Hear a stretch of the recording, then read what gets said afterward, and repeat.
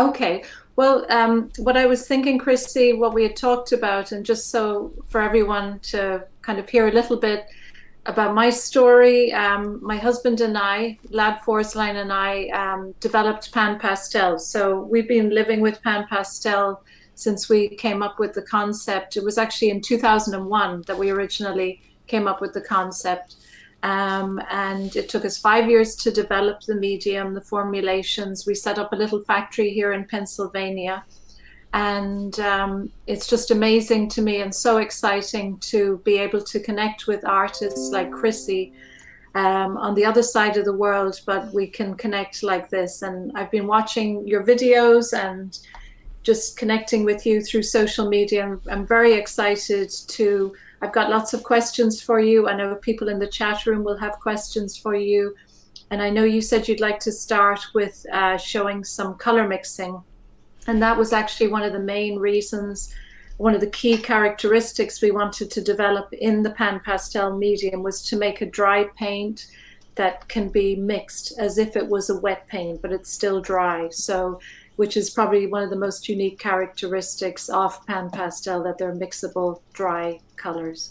So I'll let you, I'm going to disappear for a while, but I'm going to pop in every now and then and ask you questions, Chrissy, if that's okay. Wonderful, wonderful. Well, I'll just let you go just for a moment. How about that?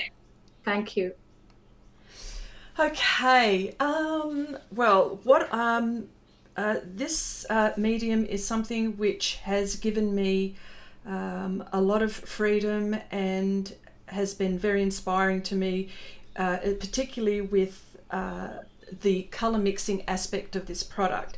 And what I want to do was show very, very quickly, because I just want to make sure that I've got time to show you all of these things that I have in place to do. So when we're talking color mixing, we all know yellow and blue make green, but I wanted to show you the actual color mixing process and how it does really work. Now, beside what I'm working on is Pastel Matte, Anthracite. I have the 10 colors here which are in the set, so that's where I've pulled that out from. And what I'm going to mix with is I use a makeshift color palette. I do it this way because it just makes it easier the way I work. And this paper is 110 cartridge paper. It's nothing really expensive or anything like that. I mean, you could use, you know, scraps of Pastel Matte if that is ever a case. I don't know, but I know we don't scrap these ones, but if you have something cut up, and anyway, aside, you could use that, but I'm going to use this. And let me just put these aside just for a moment. I've also got a paper towel for me to wipe my soft tool as I mix. So just one moment, I'll start doing that now. Okay, here we go. Now I just want to make sure that you can see what I'm doing. Yes, you can. Okay, here we go. This is Hansa Yellow. Oh. And the blue, ultramarine blue. Here we go already. As you can see, it's already mixing.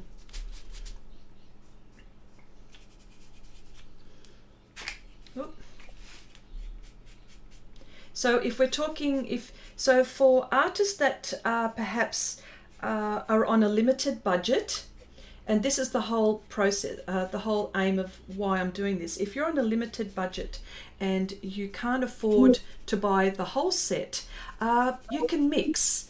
You can mix colors. Now, this process is like, for example, the same. What's the word that I could use? As if you were mixing, say, with oils or acrylics or watercolors, it is the same mixing process. Only this media is dry, and I don't have to wait for it to. Dry as well. So as you can see, very quickly, I just use the blue and the yellow. This is ultramarine, so there we go there. So very quickly. And interrupt me if I'm saying something wrong, Berni. Interrupt me and say, no, Chrissy, you're not right. No, you're doing great. And I think what you were saying there was the the principles of color theory are exactly the same, whether you're using oil color, acrylics, watercolor, pan pastel. It's the same color theory in terms of principles. Okay, is this orange enough? Maybe. Yep. Here we go. Maybe not. So the action is the same.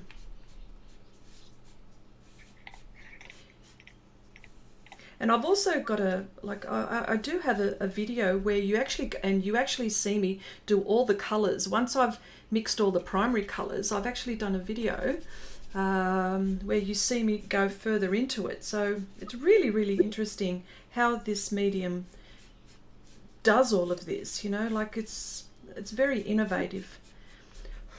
Okay. All right, so we've got the orange. You know, and of course I'm doing this in a little bit of a rush because of time, but you would normally take your time to get the right orange in your painting or whatever color that you're trying to achieve. But I'm just trying to show, I'm just flipping this around, as you can see.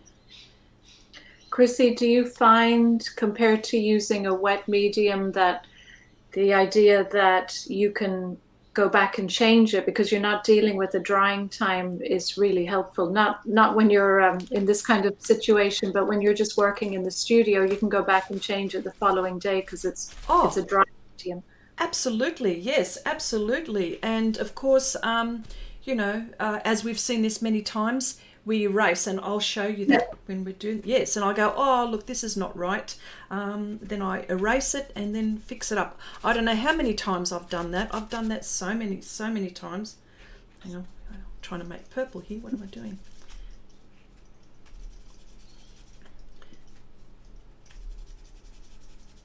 Okay, is this purple enough, maybe? Yes, it is.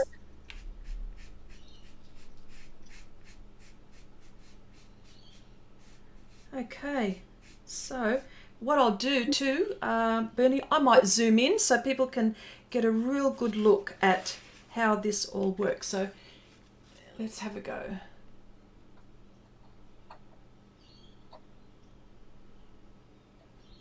So how about that? That is so cool. It's wonderful. Yeah, so cool. And yeah, and of course this is Pastel Matte, so the Pastel Matte is gripping the pan, so I've had to, you know, just keep on working it. So that's, I mean, I understand the properties of this paper and I've been using it for a long time, so I know how, you know, it just, layering is the thing. I'm just trying to zoom out again. Oh, here we go. Ooh. All right, okay. All right, so that's that little exercise. So I'll just put all of that stuff away. Okay, and now what I'm going to do is I'm going to mix skin tones on with a limited palette. So I'll just put this aside here. Okay, one of my favorite papers. I talk about it all the time, my gosh. Okay, all right. Okay. Yep. Somebody's asking which yellow you were using, and I can answer while you're working there. It's a Hansa yellow, yes, which is a really clean yellow. Yes. Okay, so okay, now I'm going to mix. I'll show you how I mix skin tones with a limited palette. So I've got ultramarine blue, I've got Hansa yellow. Where did my red go? Oh, it's hiding. There it is. There. I use, and for this one, I'm actually going to be using Burnt Umber Extra Dark. But that's my choice. But you could probably use Burnt Sienna. But I like this one. Apart from the black and white. Okay, so there, that's you're going to, and what I'm going to do is I'm going to zoom in so you can actually see the motion as well. So for artists that, again, for artists who like portrait, who enjoy painting portrait work. You know, again, you can mix skin tones. The whole idea is mixing the skin tones with just a limited palette again. Let me get another paper. I've got a paper towel next to me here, so people can, I just want to make sure people can see me with that action. Yes.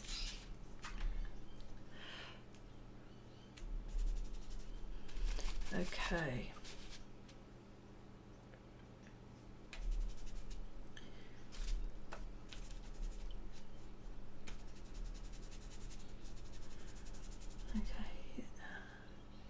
Bit of yellow. Start using the white. Bit of yellow. Bit of red.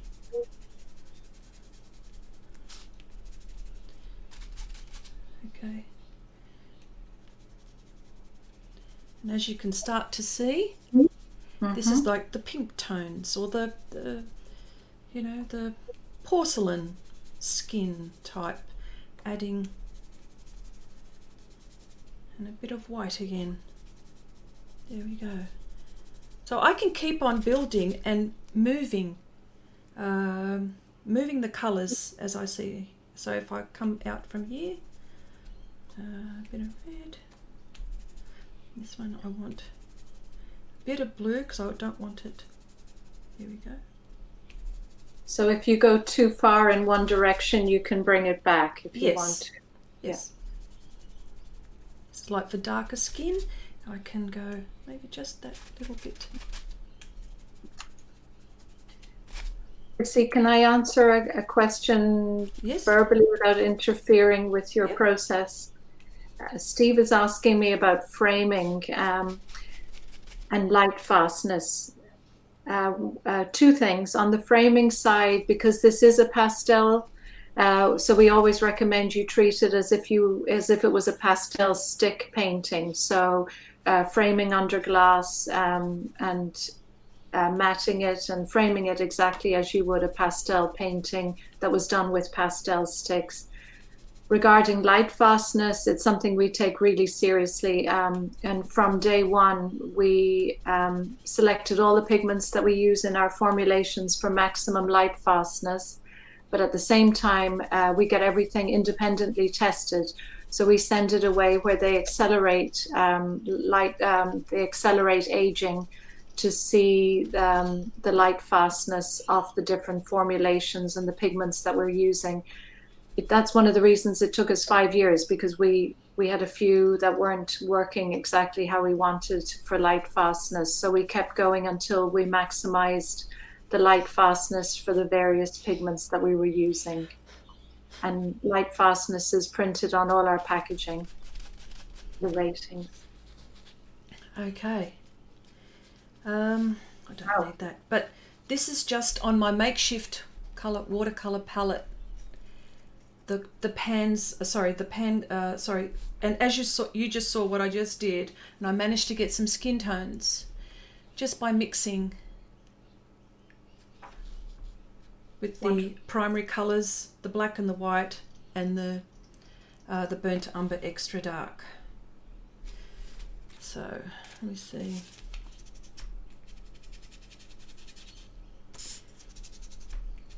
So when you're preparing your palette,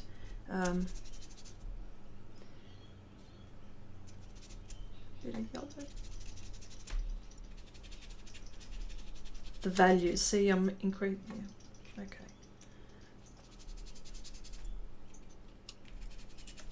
Yeah. So this is the type of action. There we go. There's the highlights.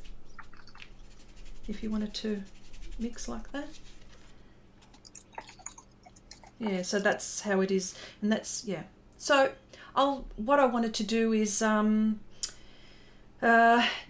get on with my project, so you can see how I apply this kind of mixing on a project, and I'll explain to you what my whole process is. And of course I was playing yesterday evening on Pastel Matte, so look, all the different colors that I managed to get just by using that limited palette there. I might, if if someone is buying the or has got the 10 colors, from time to time I might dab into the greens, the violets, the ochres, and the raw umber as well. But yes, but mainly using a limited palette. So I'll just get myself all ready and I'll bring it in.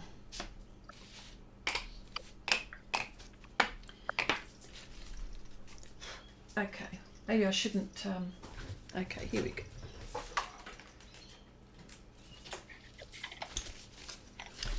All right. Okay, this is a project which I've prepared for this demonstration. What I wanted to show was skin tones and color mixing. So I'll just bring all the pans on my surface and I'll fix it all nicely so we can see what I'm doing. So you can all see what I'm doing, rather, sorry. And I'll show you what I did for this area as well. Okay. Chrissy, before you start, we have a few questions, if it's okay. Yes. When did you first start using Pan Pastels? Okay, I first started using Pan Pastels probably about 6 or 7 years ago. It will be at the time when I saw when I was discovering pastels, because I was playing with soft pastels, and then I saw this unusual pan that had pastel. I go, what the heck is that? I've never seen anything like it. And I thought, you know what, I must try that because it's my nature. I'm extremely inquisitive and I'm always trying things all the time. So I thought, I'm going to give this a go. And of course, I purchased them and I thought, oh, look, I'm going to go on, I need to go on YouTube to find out how to use these. Apart from your website at the time when I was painting, starting with these, there wasn't much on YouTube or tutorial wise. The only person who I remember was is it Johannes? Johannes, yes, in Canada, yeah. Yes, he was the only one that I could find, and I saw him using it. I thought, oh, what this? And he was like using it like a watercolor action, the way he was painting. And I thought, oh, well, this is interesting. So then I started using these pans, and I thought, well, how can I incorporate it the way I like to paint? And so I started underlaying and all of that, and then building with the soft pastels and the pastel pencils. Have I said too much? No, it's fine. And what was your main medium before Pan Pastel? My main medium was, I started with oils and coloured pencils, and I wanted to discover other mediums, and I went to soft pastels. And that's how it all, because I'm an oil painter first. Excellent. Okay. Yes. And so I was very, the colour mixing situation came very easy to me with that. So, okay. All right. So what I'm going, so I used the soft sponge, and I used, so that was fantastic to cover all of this. It was just I found it very easy to work with the soft sponge on this area. It was, gentle on the surface. I was able to build gently. I mean, I do use other things as well for covering, but this is really, this is what I used for this area here. Okay, so what I'm going to do is I'm going to put glassine paper on top. This is not going to damage my surface. I do this all the time. What I want you to see is the pans that I'm using, that I'm going to be mixing, and the area that I'm going to be doing is the skin area. I'm hoping that I'm going to finish this, but let's see how we go. I'm going to go as quickly as I can to try to finish this. I'm going to have my palette. Let me just get my little palette.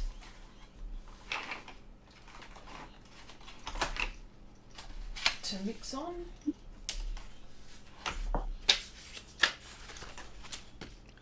So, okay. And what I'll be using to begin with is I will be mixing using the soft tool sponges, and then I will build to the techniques that I normally use as well. So can you see? What can you see? You can see that. Just having a look. Maybe zoom out a little bit so you can see more. Yeah, that's better, yes. Yeah. All right, here we go.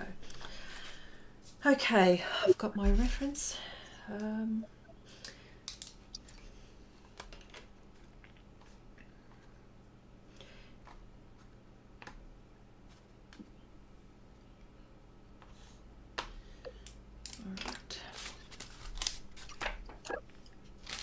Now, glassine paper is something I use all the time.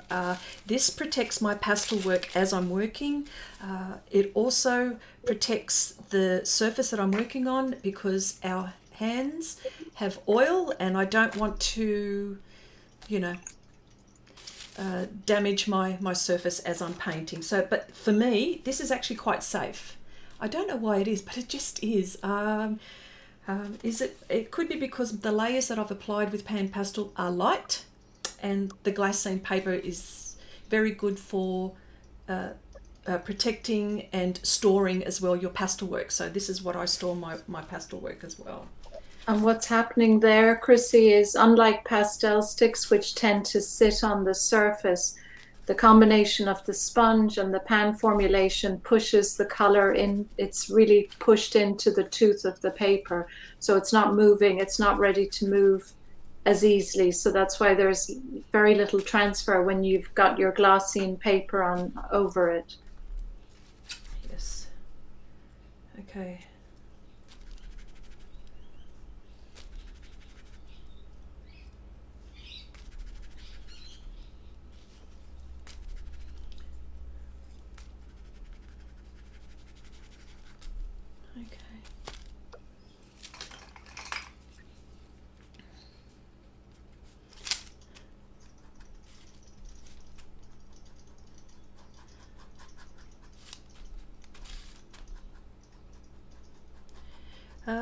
Okay, the now I've used green for, I mean, there are various, this was a conscious decision to use this color green Pastel Matte because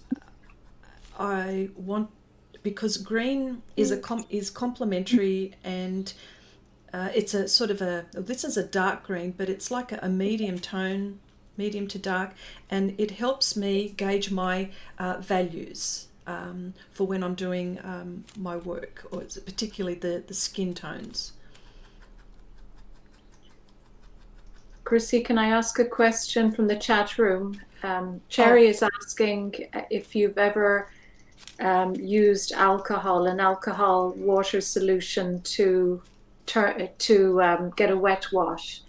I haven't used that. No, I've used the colored pencil blender. Right. Yes. I have used that, but not alcohol. No. And we always, because 50% rubbing alcohol with 50% water after you've applied the color to the surface, it's a solution that pastel stick artists use, because sometimes, especially with some of the pigments, they can be a challenge with water. So it's just a way to kind of cut those pigments to make them flow a little bit. I know Les Darlow had used it. Somebody referenced the Les Darlow use of them in the demonstration earlier this week. Yeah, I find I don't, with my work I don't use that so much. These blend so nicely that I don't need to worry about that. Yeah, I always keep mine dry because for the same reason as you get a nice dry wash and a dry blend.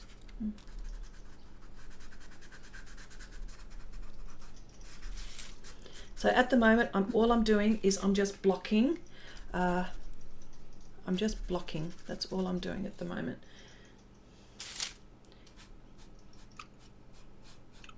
and I do mix on the palette and on the surface. Sorry, on my painting surface. I do that also. I do get asked that question a lot.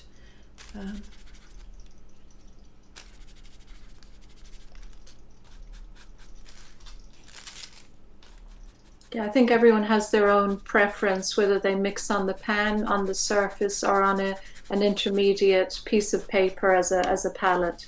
Yeah.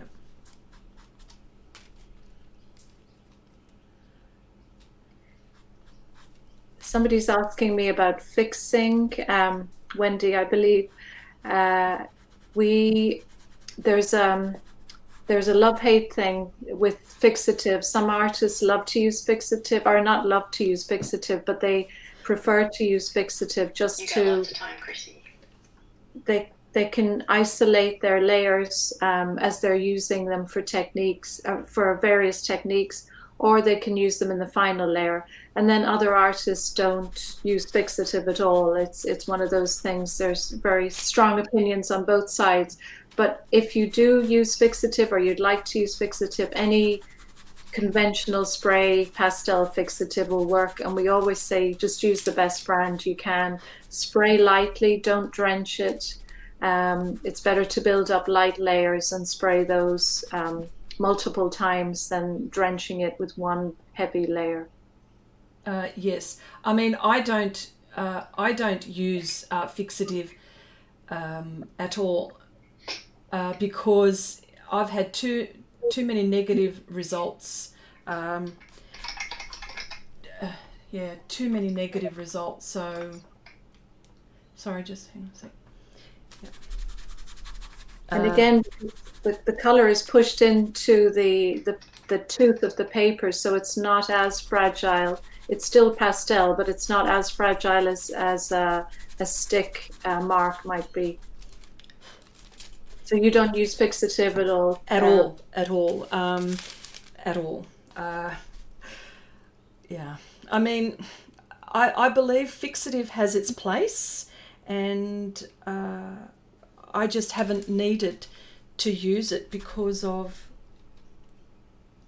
I haven't needed to use it. And sometimes it's handy to isolate the layers, the initial layers, if you want to.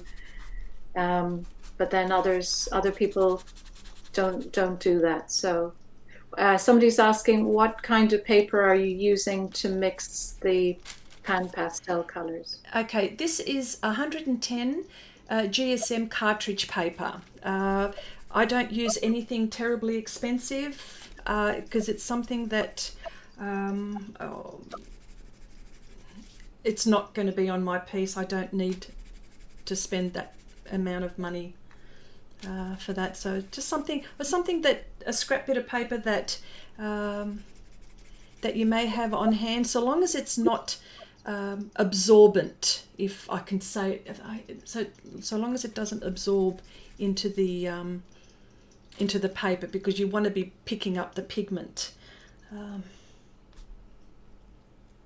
And then in terms of cleaning the sponges, Heidi's asking about cleaning. So which I think this is what you do as well, Chrissy, if I'm right. In between, when you're working with them, in between colors, you just clean on a paper towel.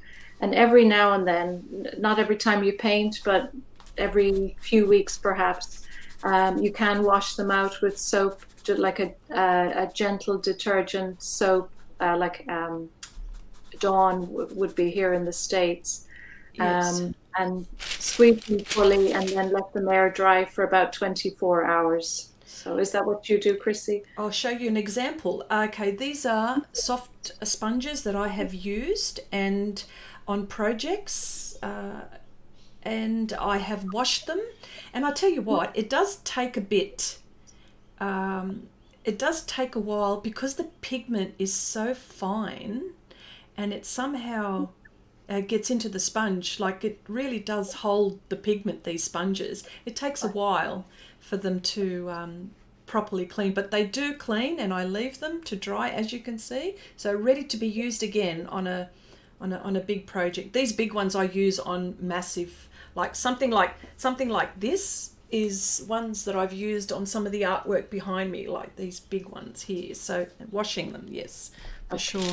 And I also have a little container of ones that I have used. Now this is shameful of how many I've got there, but these are cleaned and ready to use again. So Yeah.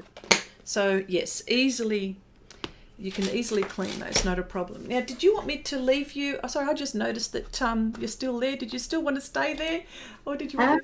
I'm okay. I'm as long as I'm not in your way. Not at all. Not at all.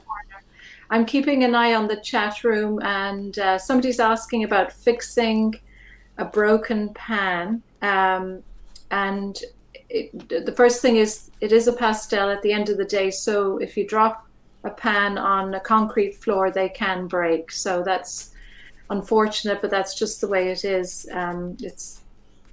It's a super soft product held together in that jar.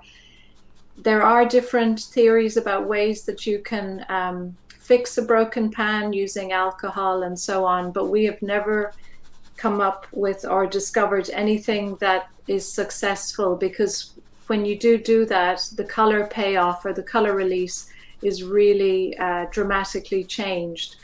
So we don't have anything, unfortunately, we don't have any recommendations on that, because it doesn't, nothing that we have looked at will bring it back to factory quality where you get that beautiful color release when the pan isn't broken. I don't know about you, Chrissy, have you found a solution? No.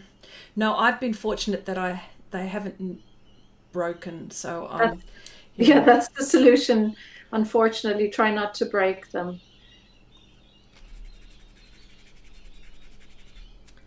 Let's see what other questions we've got here while you're working away. I'm going to start to use other tools as well, apart from the sponges, if that's all right as well too, Berni? Yeah, that would be great. Because there are times when I need to get to detailed areas, and sometimes, although these have, you could use tips and sides and all of that, but there are certain areas where I can't use that. So I've discovered bristle brushes, right? Which I will use soon. So yeah, for super fine lines, it's probably the only limitation with Pan Pastel. The sponge takes up a certain amount of space, and we can only go so thin with the sponges. So therefore, using a brush, you're going to use a brush or a pastel pencil or a pastel stick to get, say, cat whiskers or eyelashes or whatever. That's probably what you need to do. Yeah. So I'm just changing.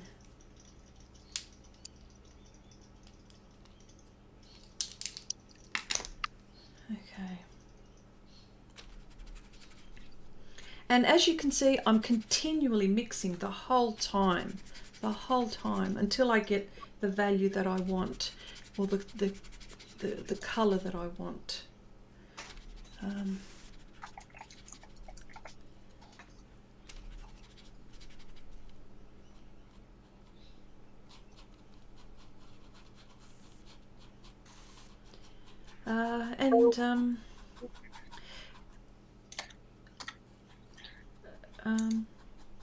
So, and I've also been doing quite a few portrait studies,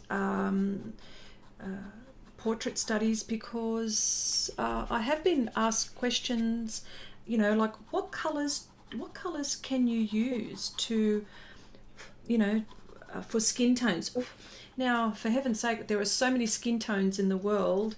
How can you possibly just nominate a particular colors to use? So I decided to go ahead and do a whole heap of skin tone studies,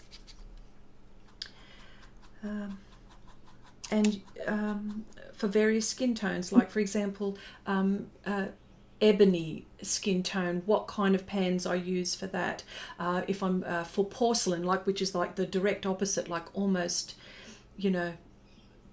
translucent skin, what colors would you use there? So I've been enjoying doing my portrait studies, which I can actually show you once I start getting going with this. Do you like the ability to move from a transparent layer to an opaque? Do you find you're going back and forth with that, or do you tend to put really heavy applications, more opaque applications of color? For me, it's more opaque. More opaque.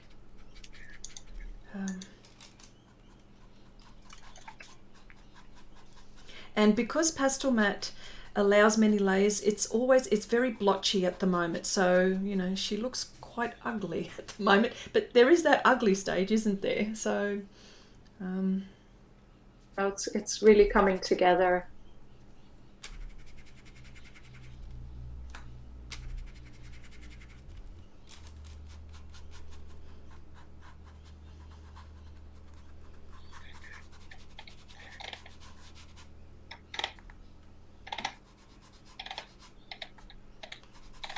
Somebody, I was asked in the chat room if we had an aha moment when we came up with the idea for Pan Pastel, and we did in a way.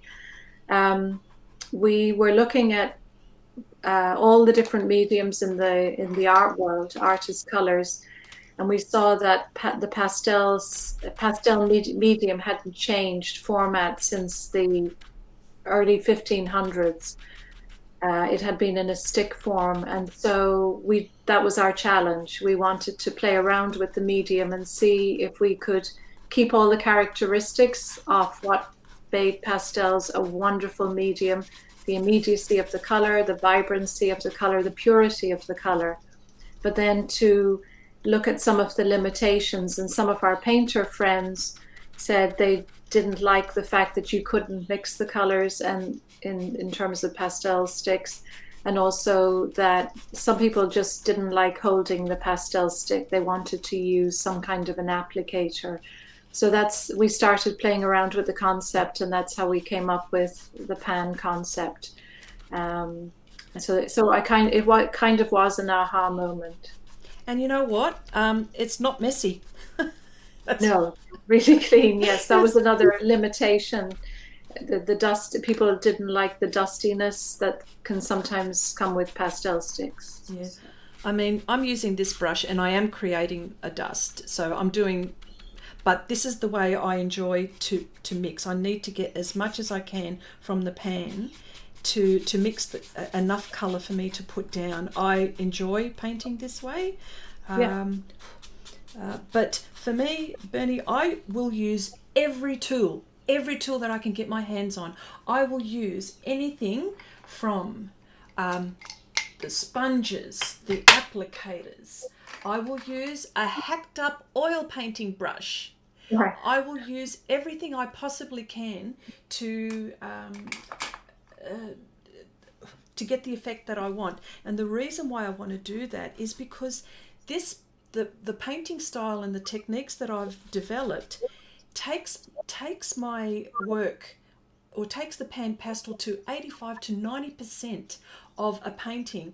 A lot of artists will use the pans for backgrounds. I say, heck, play around, go as far as you can with them, because you can actually do a whole painting with pan pastels. I've done that quite many times, and I've also what I've done is I've painted this 100 by 70 epic painting that I've got, and I thought to myself, wow, this is so big. For sure I'm going to be using the soft pastel sticks. And truly, because I did this whole thing online, everyone saw what I was doing, and it was mostly 85% pan pastel and then pastel pencils on top. The pastel pencils worked beautifully on top. And so I say, don't only just use it for backgrounds. I say take the whole painting as much as you possibly can. So this is why I use all of these other tools, because I want to be able to use a little brush to get into, the eye, the lips, the cracks of the lips with my portraiture. So that's why Our philosophy is not to set down rules. We literally put the medium out there and the material out there, and artists like Chrissy and all the other amazing artists around the world, they're making it their own. And that's one of the most exciting things for us. And if whatever you choose to do with it or how you choose to use it, whatever makes you comfortable, you know exactly how you want to use it to achieve the effect you want to get. Oh, yes. Yeah. We're not precious about it. It's just so great to see you working with it tonight, the way you're working with it, and you're so comfortable with it as well. Oh, I enjoy it immensely. I'm forever carrying on about how fabulous these. Well, I'm not saying it just because you're here, but people know me. People that know me, or my friends have seen me so many times carrying on. Honestly, half of the time they're rolling their eyes. Oh, here she goes again. There she goes. But that's great. I mean, it's great to be passionate about a material. Yeah. And the fact that for me, Pastel Matte it just helps me with this technique as well. This technique mostly works on Pastel Matte, UArt. I've tried other surfaces. With this technique, and it doesn't work as nice as. So I have to say, this bristle brush technique, I recommend mostly on Pastel Matte or a grittier surface. So, and we've struggled to. I think I've told you before to the brush. For us, it just doesn't suit our style in terms of being able to apply the color, but it works beautifully for what you're doing. Yes, and that's the important thing. And a question from the chat room. What is your approach in terms of, do you go from light to dark, dark to light? What's your preference? I usually like to block areas. I go from dark to light. Definitely, right. I will build, I'm just building layers. That's what I'm doing right now. Okay. And if you like, I can, what I can do, I can zoom in so people can get a really good look at how it's working. That might be even better if you like. I can do that, but that means that you won't be able to see me. You're fine, Chrissy. It was just yeah. And then Sin is asking me if PanPastel. She's saying she heard that PanPastels don't accept fixatives, and that's not true. PanPastels are pastels, genuine pastels, just in a different format. So they are completely compatible with pastel fixatives. And then in terms of part of the same question, using water with pans, we reckon you're absolutely right there. We say no, don't let the surface of the pan get wet. If you're going to introduce any kind of wet solution or water or alcohol, rubbing alcohol in water, do it on the working surface, so on your paper. So put the color down and then put on the paper, and then brush the wet solution on top of that rather than putting the wet solution on the pan. And are there any new colors currently in the works? Yes, there are, but I can't make any promises. I knew you would get excited. And there's a train going by now. I'm in the middle of rural Pennsylvania, and all of a sudden, 8 o'clock at night, a train goes by. Oh, that's all right. But there are colors, and that's why the train is going by, to make sound for the excitement of the new colors. But we've just been so busy. We're a really small company, so we've got some in the lab. We're developing them. We're doing the light fastness testing, and hopefully next year sometime we'll have some new colors launched. Oh my goodness! I'm just about to faint. was afraid you'd walk away with excitement. Wow. Ooh, feel like we've just been given a very nice little teaser there, I think. Breaking news.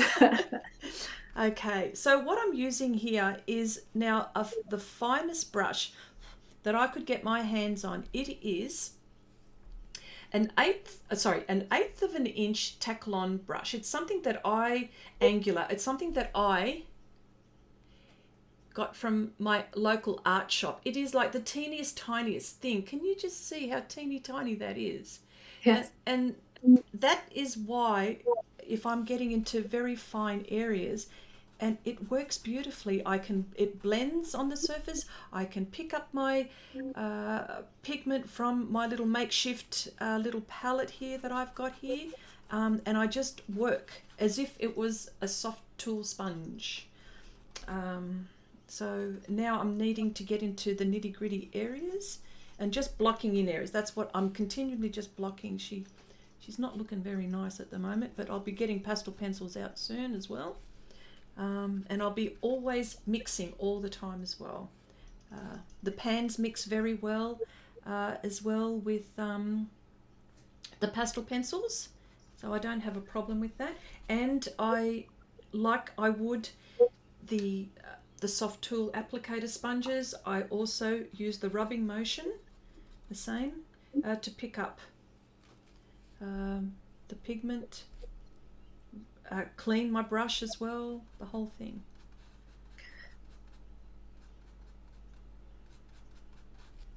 Peggy is asking about Pastel Matte, which a lot of people like to use with Pan Pastel, and she's asking if it's a sanded surface. How would you describe it, Chrissy?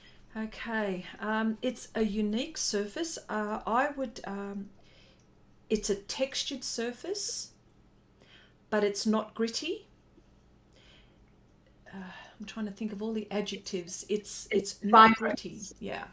It's like a fiber. It almost feels initially like it's velour or velvety, but it's not, because it's got great grab, but it's not aggressive. It's not abrasive.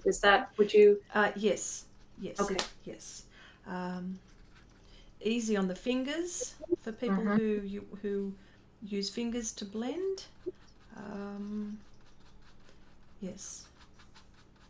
Not gritty, but grabs the pastel it grabs. It's not, for example, UArt. If you're using UArt, it's you can when you make a brush mark, it extends nicely on UArt, but with Pastel Matte, it grabs it. So you've got to then put more layers for the pastel then to start moving. Yeah, and that's a big thing. And I know you've done some videos on different surfaces, which are really great, because it's one of the most common questions we get asked is which surface to use with Pan Pastel, and there is no answer. No. Because it works so well on everything from smooth to really textured sandpapers. So we always say experiment with what you've got already at home. And see what you like. Do you like more texture? Do you like less texture? Because the color really changes. The color hasn't changed, but when you lay a mark down on a textured surface, you get a more opaque, intense mark. And if you laid it down on a really smooth surface, like Yupo, which is really slick, you get a really transparent mark. I can show you, if you like, on some of the, I can show you just very quickly some examples, if you like. That would be wonderful, Chrissy. For the viewers, yes. Okay, so very quickly.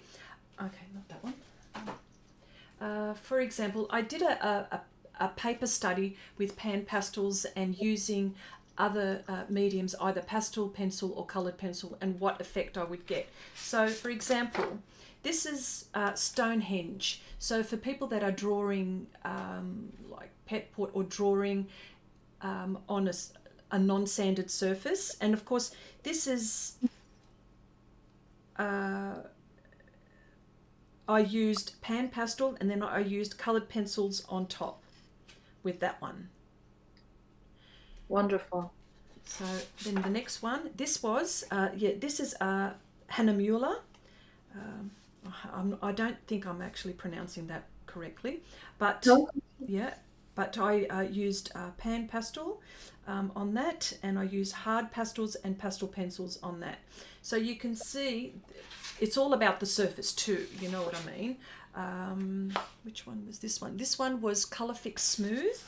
Wasn't really fussed about that too much, but it worked. It worked. I mean, other artists can make things work. There's not a right or wrong way to do something. So, and here we have, this is Mitante Touch, I believe, in Europe and in the US, but for some reason it's Tex in Australia. I don't understand, but that is a textured surface. I was able to, to apply pastel and pastel pencils on top. And here we've got Canson Mitante Ingress. Now this is what Les, I think, was using. That's his favourite paper, isn't it? Yeah, and there's a big discussion. Some people prefer the back, what's considered the back side, the smoother side, and some people, like Les, prefer he calls it the orange peel side, the more honey? textured side. Yeah. Again, a little bit like Fixative, there are some people who love one side and some people who love the other side. Yes, yeah. And okay, now this is a surface I really wasn't successful on, but it just goes to, I couldn't make it work with Pan Pastels. This is the Velour by Hannah Mueller. Yeah, it's a challenging surface. In the end, I had to use soft pastels with that. And here we go. This is UArt 800. It's starting to see what I mean. That's lovely there. Again, I did the same thing. Pan pastels underneath. I used pastel pencils, and I also used hard pastels on top with that. And there we go. And there's Pastel Matte. It helped. It helped.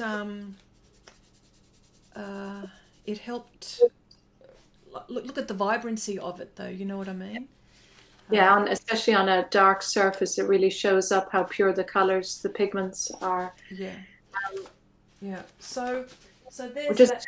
So I was throw in sorry, Chrissy, sorry to keep interrupting you, but I just think it might be interesting to some people watching that we actually in the factory we use Canson Mitante as our standard workhorse for all our testing in the lab when we're in the factory making the color, for checking the characteristics of the colors as we're making them to make sure they stay exactly the same each time we make them. Sure. A couple of questions coming up, Chrissy, about barrier cream. Now, I have zero experience with this because when I'm using the sponges, I find I get very little pigment on my hands. But some people may get more pigment just because they use it differently to me. Do you use barrier cream to prevent the pigments? No. Yeah. No. I used to use them with soft pastels, like the sticks, because I was holding them. But then I found it, I didn't need to, no. And especially with Pan Pastels, no way. Yeah, I get very little color transfer. And I think if you're using we'll say with the sponges, if you use the top and the bottom of them, where you hold them, there should be very little pigment on the sides.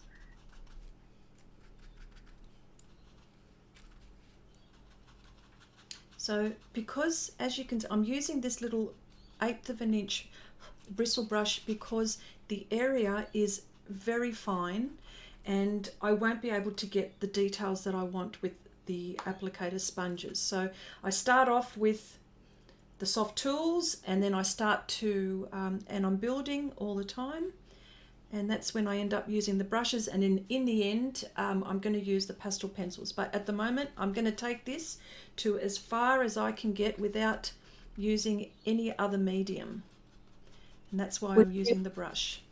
Would you use an eraser at this point to do a reductive or subtractive technique just to get some highlights, or how would you use an eraser? Yes, sometimes if I have overestimated the area, I will use a kneaded eraser, and I will gently dab the area, because I will gently dab, I won't rub. I want to make sure that the tooth will accept as many layers as I possibly can, so I'm continually thinking about the surface of the paper. So just a dabbing motion is all that I need to do. And as you can see, look at that.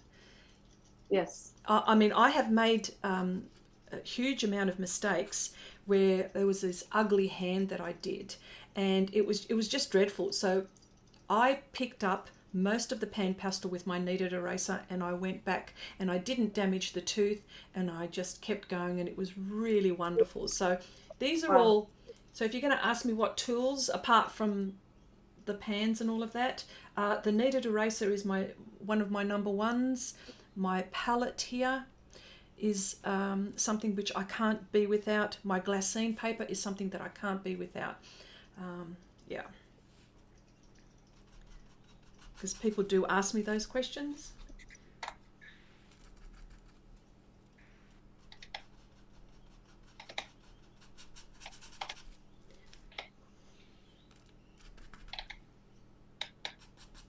I'm just looking back through questions to make sure I haven't missed any.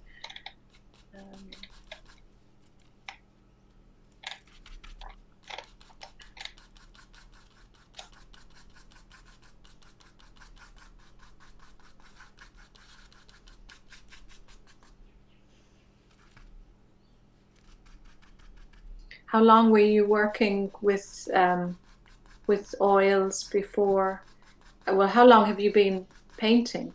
Okay, what I used to paint when I was a young girl, and I started off with oils then, and in school, and my art teacher, they taught us on oils. They didn't teach us on acrylics or anything like that, which I thought that was really cool. Yeah. And I ended up painting something, one of my major works, and my teacher thought that it was good enough to put in a art competition and represent my school. And I thought, oh my goodness, that's so fantastic. And so I was encouraged by that, and so I kept on painting. But then, you know, life got in the way, and you know, and I dropped art altogether, and I picked it up about 10 years ago. And that's how I got back into it. So I thought when I got back into art, I got back into, you know, the oils. And then I thought, well, hang on, there's got to be more stuff out there for me to try. And that's how I, you know, discovered pastels, and the rest is history. Wow, that's great.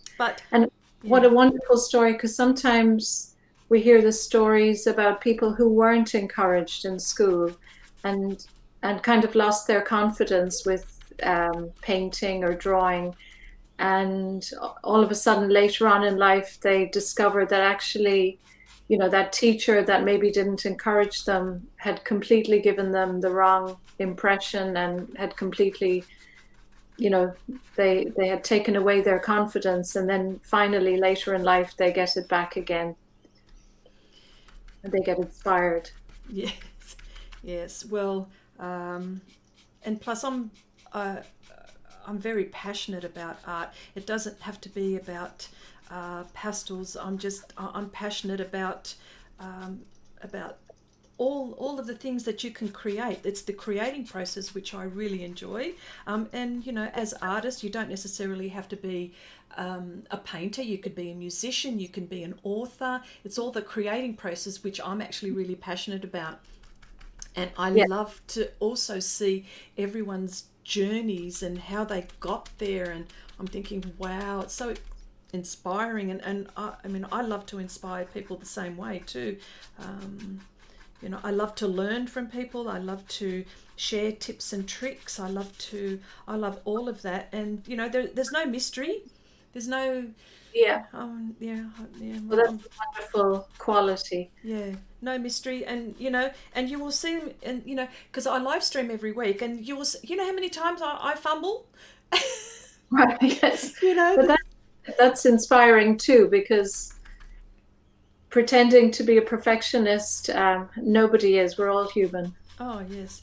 And I mean, I'm a self-taught artist. You know, and all I've done is what I encourage is for everyone to experiment, and play. You know what? Yes. You know what happens if I mix this and this? What do I get? Or what happens? Like, you know, creating, Yeah. constantly creating, and you know, so, you know, you're going to get your hits, you're going to get your misses. Man, I've got so many hits and misses but you know. And mine are public. That's yes. You're very brave. Oh, well, you know. But sometimes that just pushes you. It challenges you when you're doing it in public. You kind of push yourself beyond what you would normally challenge yourself. Yes. Yeah. How are we going for time? We're still going okay for time? Oh. Yeah, just after 8 o'clock. 11 o'clock your time, I think.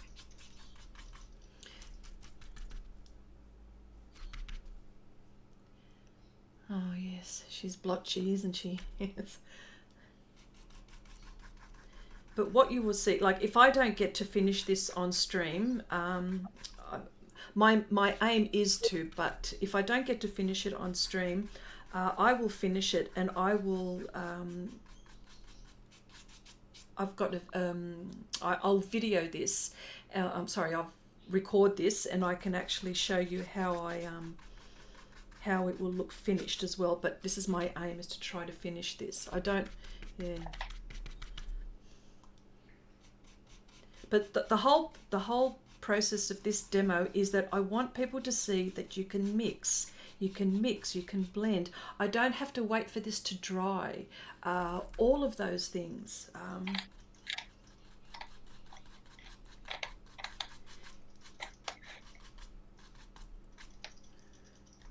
And then for framing, how do you frame your work? Okay, for framing, I matte frame them, and then I have got Glassine pouches which I have made myself. I'll have, and then I will, that's for storage, but Right. I have the matte frame, but and of course behind glass. Can I show you, let me see if I can show you an example of something that I have matte framed. So would that be okay? Sure, yes. Yeah, I'm sorry. Yeah. Hopefully I'm not distracting you too much. No. I've got it ready.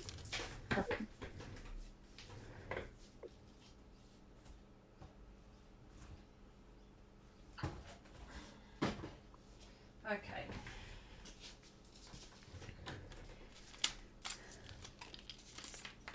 This is something that I like to do. This is how I matte frame them. Mm-hmm. And then I will make, as I mentioned, so, but I get these professionally matte framed. That's because, I mean, I know a lot of people can do this on their own. I mean, I don't have a setup enough to do that. And I have put a lot of time and effort into frame the work. So I would like to make it look professional. And of course, this is ready for someone who, say, for example, wants to buy it. I mean, then they can put their own glass frame. Yes, and that's wonderful. Yeah, and then I just frame behind glass. So that's the ultimate. Hang on a sec.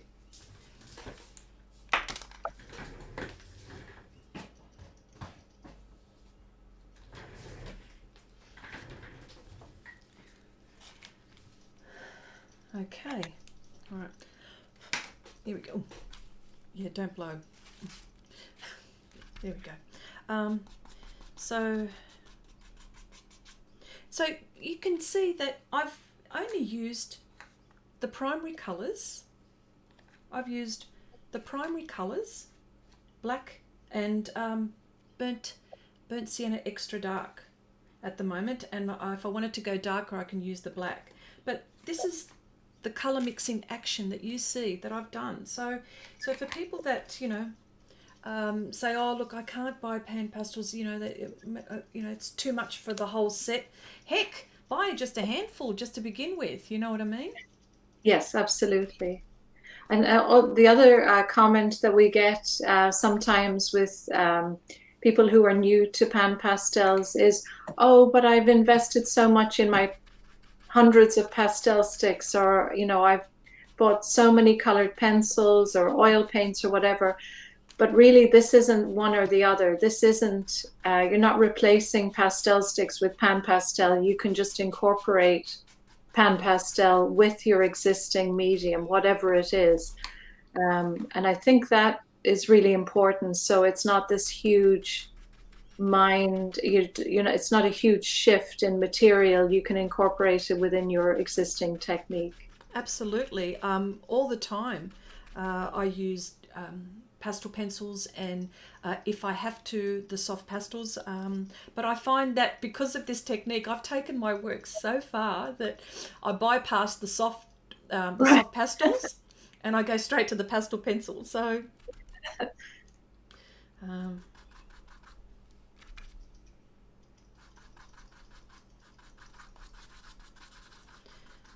and can I also just before we go, I'll show the images of the skin tones that I have, the project studies that I've done as well. So remind me to do that.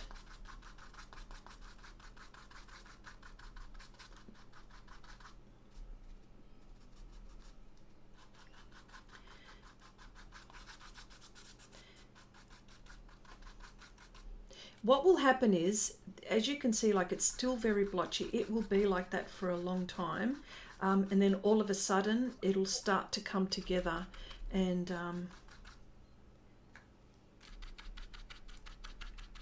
I'm looking at my reference all the time. I like to paint fantasy themes. I'm more of a fantasy surreal artist. You know, anything that's going to make you look twice, thinking, what the heck is she thinking? Yeah. What is that? But I love all of that. That's great. Is that what you've always painted, or did you start doing that recently? No, I've well, I mean, I have painted realistic, like still life and like animals and stuff like that, but I always like to paint them in unrealistic situations. So I haven't. Mostly fantasy, yes. The answer to the question is yes. Okay. Yes. Only because I like, it gives me the freedom to, I mean, there's so much out there in the world and in my mind. I'm thinking, what happens, you know, why should trees be green? Why can't they be blue? Or, right. You know what I mean? Like, you know, is there a rule on that? So this is what happens to me. It's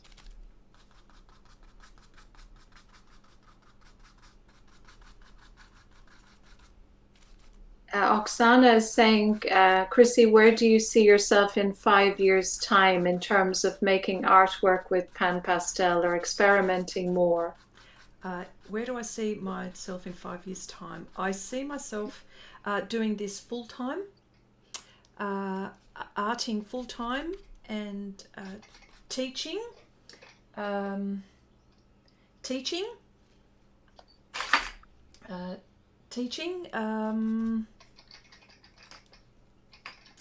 That's where I see myself, teaching art and doing this full time. Great. Just one moment. And then Peggy is interested in the metallics. So how would you incorporate the metallics in your work? Well, funny you should say that. Just one moment, sorry, there's something. Oh, hang on a sec. Sorry. How I would, metallics, very good question. I have a project which, well, I do this all the time. I don't use the metallics, I make metallic. I make something look metallic. Right. But if you were to use them, how would you use them? I would probably use them for fine touches, highlights. Say, for example, this area here, I might add a little bit of a shimmer. Do you know what I mean? That's what I would do. It's mainly just adding that sparkle. That's what I would do. Right, yeah. It does. It gives the metallic, even just the you don't even know they're in the painting sometimes. I've seen some amazing seascapes where the artist put a touch of metallic in the beach or in the waves, and you wouldn't know they're there, but it gives that dimensional quality. They can be beautiful when they're used in a really subtle way as well. Well, what I wanted to do is a project using the pearlescent and the metallics. That's one of the next videos which I'm going to be doing soon, or projects, and show people how you can use them. Wonderful. I think she needs eyes. She's looking all spooky. Heidi's asking me what the difference is between the metallics and pearlescent.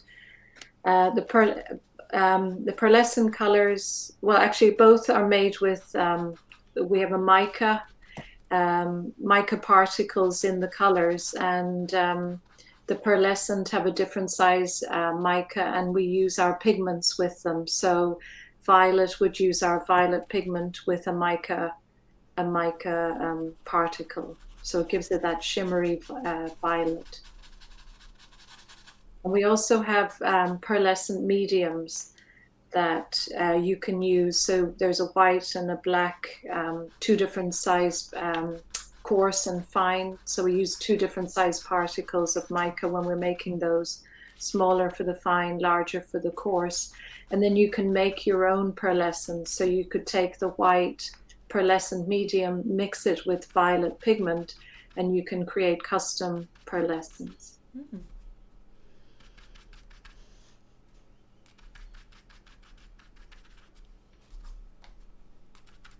I'm just making colors, you see, that's what I'm doing now, and it's all about mixing. Yes.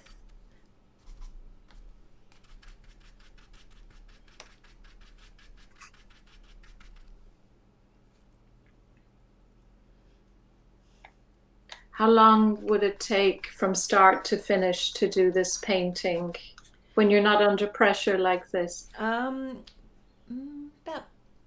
20 hours. Right, yes. Something like this, 20 hours. Wow, that's a lot. Yeah.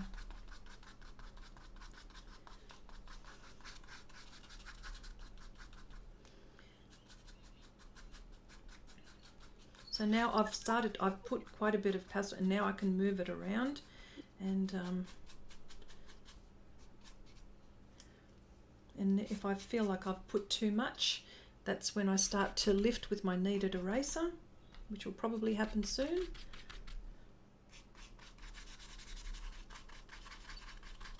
It's interesting, you're using the kneaded eraser to lift a subtle amount of color, just gradually lift some color. And then if you wanted to really cut into the color and remove it completely, would you use a vinyl eraser for that, a harder eraser? Yes, I use a gum eraser. Right, okay, yeah. Because it's gentle on the pastel mat. Right. For me, and I've always got this in my hand. I'm holding it, ready to go.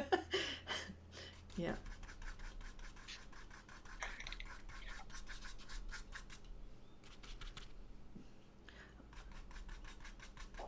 Okay, well, I'm going to start to zoom in so you can get a better look. Whoops, sorry. That would be great. And also you wanted me to remind you about those images of the porcelain. And yes, okay, here we go. Let me just show you. All right. The the skin tone study that I'm doing in Pan Pastels, there are 8 in the series, and I've done 4 so far. So this is one of them. Maybe I might be able to make her a little bit larger. You can see. Now the whole point of this exercise was to tell you what colors, because people say, what colors do I use for dark skin? What colors do I use for light skin? So this was on this side is Miss Ebony. I wanted to show the darkest skin possible, And what I wanted to do was to show, you know, this ebony skin has got this beautiful violet purple glow. And so I used violet. That was my little, you know, that was the one that actually helped me bring all of those colors together, the darks, as you can see. And then on the other side, it was Miss Porcelain. I went as light as I possibly could, and I was mixing. So yeah, you will see me do that quite a lot in the videos that I've got for these. And I'll just get another one. Oh, there she goes. There's now. I'll just make Miss Ebony and Miss Porcelain disappear for a moment. I've given them names, you know, because, you know, I know these ladies very well now. And of course, and I did, and I also wanted to show, and I did half because it was just a huge job. It's a lot of work. So I thought I can show you comparison as well. And here we have different colors that, you know, like for Miss Dark Olive, I've used the greens. And this one is Hansa. Can't remember, I can't see properly, but I think this one down the bottom is Hansa Extra Dark. Oh, okay, Hansa Extra Dark. And when we make that, we use because a lot of people, can I just mention this here? It's a good time. I'm glad you mentioned the extra darks. People will often ask me what's the difference between the extra darks, the shades, the pure colors, and the tints. The pure colors are the pure colors, pure pigments. But when we make the tints, we add white to the pure pigment. And when we make the shades, we add black. And when we add, for the extra darks, we add even more black. So the Hansa Extra Dark there is Hansa Yellow plus black. And plus all that information is on the back of the pan too. Yes, yeah, we put the pigment information on the back of the pan. Sorry. Here we go. Like the pigment info, and that's really cool for artists to see. You know, it's almost like, you know, your watercolor tubes or your oil painting tubes or the acrylics. They've got all of that information as well. So yeah, we work to the same standards. And I love on those images of the faces, I love that you put the pans around, that you used around it. It really shows it visually what colors you used. Yes, I mean, and that was the whole point of the exercise. What colors do you use? What do you use to make this color? So I mean, I'm using for today, as I've mentioned before, I am using limited colors, but you know, I'm spoilt for choice, and for convenience, I use all the other colors to make, you know, to make these kind of skin tones. Let me just bring them back again. You know, like that's for convenience more than anything else. But yeah. But you get it right away. Those are the colors that Chrissy used for that. Yes. Oh, hang on. Oh, sorry, I'm just getting rid of that. Oh no, I'm not getting rid of that. Where is she? Gone. There we go. Yes. Oh, and can I also talk about making gold but not using metallics? Yeah, it's one of my favorite one of your videos. Can I bring it in and so you can have a look? I'd love that.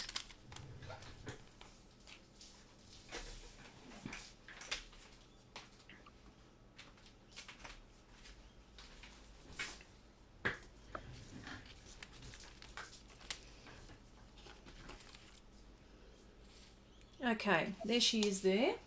This, again, this was a study as well. I wanted to see if I could make gold without using metallics. And I had an absolute blast doing this. It was just good fun. I used the ochres, I used raw umber extra dark, I used the black, I used yellow, hence a yellow. I just kept on mixing, and yeah. So those reflections are incredible. You can make gold as well. Yes. So, and that's, but what I'm trying to stress is the mixing. That's the whole thing, mixing. Just keep on mixing, and you know, mixing and practicing and playing. I think that's what people have to do. You know what I mean? So, but, Yes. yeah. Yeah. Beautiful.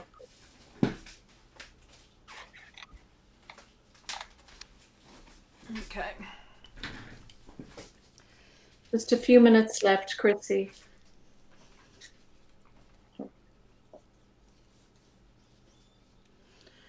Okay. It's summer here, so I've got shorts on. Well, not quite summer, but we're approaching summer, so lovely Australian warm weather. Okay.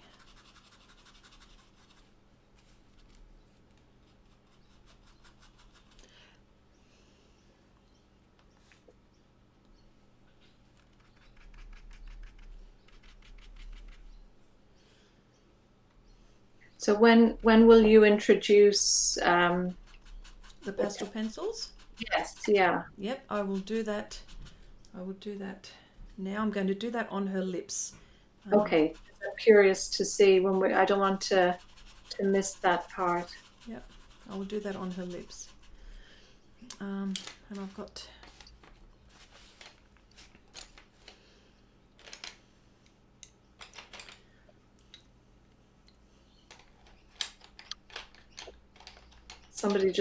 Peggy just got 9 inches of snow. Oh, okay. Wow.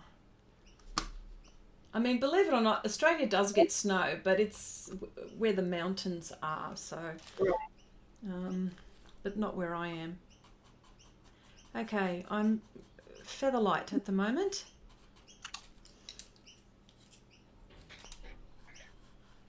I'm having no trouble at all applying the pastel pencil. It's not resisting at all. So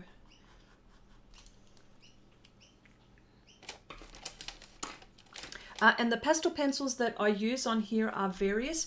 People do also have their favorites which they like to use. I use, it all depends, Faber Castel. I use Faber Castel Pitt. I use Carbothellos. I use Contes.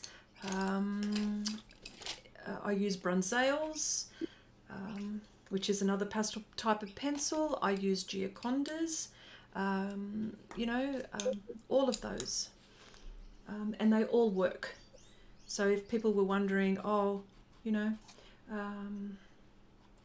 what is the best? All depends what kind of work you want to do, what kind of artist you are. You know, do you want to? Are you a loose painter?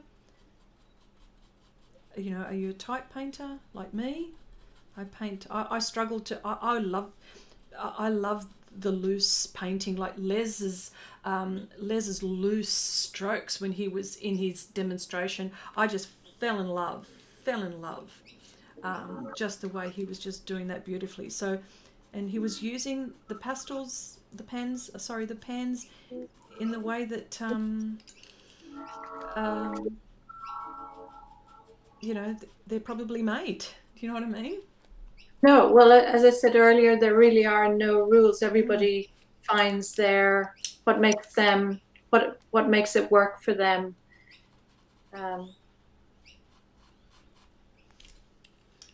I think the biggest thing, or the kind of one thing that beginners are sometimes tempted to overwork or over blend, and then they'll end up with mud. And I think that it's important that everyone understands that color theory and color mixing principles are the same across all the mediums, and that applies to Pan Pastel. So that's really important to understand color mixing. Well, that's right. And as you can see, I'm blending as well with my brush. Oh, you can't see that properly. I'm blending with my brush as well. So that whole action works. using the pastel pencil on top of the pan pastel layer and the brush and blending. So yeah. Great. How are we for time? We're nearly, yeah. 3 minutes left. I knew I wasn't going to finish. I was hoping that I was going to finish. There's a lot going on today. I'm throwing questions at you left, right, and center. Yeah. Oh, look, something like this does take a while, but yeah, I mean, it's the motion that I wanted to talk about the most. Yeah. And I think it's just great to see you working, and also at the beginning when you showed us the your color mixing, the color wheel, that was great too, because I think that really explains what the colors can do.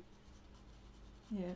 So when I finish this, I'll let you know, and people can see the finished project.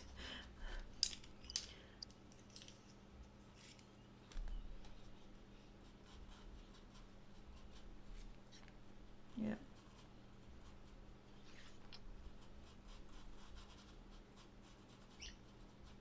And because one more minute, sorry. The reason, if I put sometimes pastel pencil on top, but that's the way I work, I might damage the tooth. So applying the pan pastel on top, Right. helps me protect the layer, and I can just keep on building until I'm satisfied. Well, I think that's also a big difference. Again, Pan Pastel doesn't replace sticks. It's just a different way to use the pastel medium. And one of the things that people are amazed about, and even watching you here tonight, working on this piece, you're layering and layering color and adding color, and yet the tooth, there's still enough tooth to hold the color. Exactly. You're not running out of tooth. Yes. Because you've got a lot of control over the amount of color you're putting down. Yes, and this is why I'm able to take all my pieces to the absolute max. Right. Yes. The absolute max. Yeah, okay. Well, you tell me when we're ready to go. Give me like a minute or so, and then so at least people can see that. Yeah, I think we'll start winding down now. If it's okay, All right. Chris. All right. So It's been so great to meet everyone in the chat room and just spend this time in your studio. And as you see, like putting the glassine paper and how I was working has not damaged my my art piece. Hang on, yeah, has not damaged my art piece. Like everything's intact. Yes.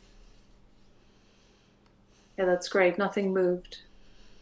That's wonderful, Chrissy. I'm Thank so you. sorry that I didn't get to finish this, but I will finish. I will finish it for you.